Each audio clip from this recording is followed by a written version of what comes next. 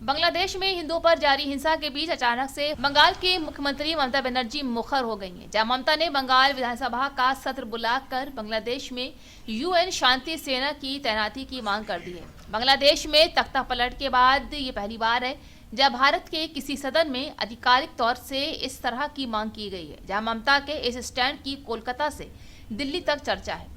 आपको बता दें कि अगस्त 2024 में बांग्लादेश से शेख हसीना की सरकार का तख्ता पलट हो गया था।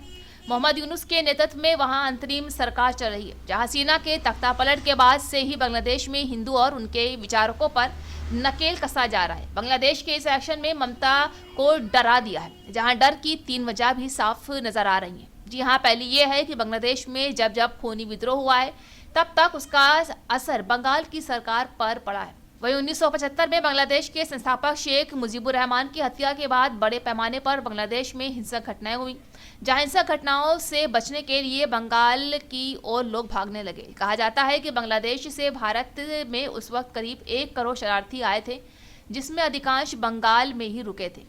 बांग्लादेश मुद्दे पर डर की दूसरी वजह हिंदुत्व का मुद्दा है, जहां पश्चिम बंगाल में मुसलमानों की आबादी करीब 28% है। हिंदू यहां 70% के आसपास है। जहां 2021 के चुनाव में बीजेपी ने मुस्लिम तुष्टीकरण का आरोप ममता पर लगाया था, लेकिन चुनाव में ममता ने बीजेपी को पटखनी दे दी। बंगाल में संघ का विस्तार भी ममता की डर की प्रमुख वजह है। ये तीसरा कारण है, जहाँ 2011 में पूरे पश्चिम बंगाल में संघ की मात्रा 511 शाखाएं लगती हैं।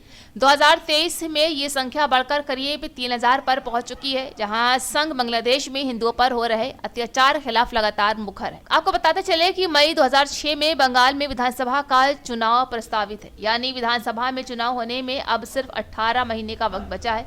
बंगाल में बीजेपी और ममता के बीच मुख्य मुकाबला माना जा रहा है। हालांकि सीपीएम और कांग्रेस से गठबंधन भी पूरे दमखल से मैदान में उतरेगी।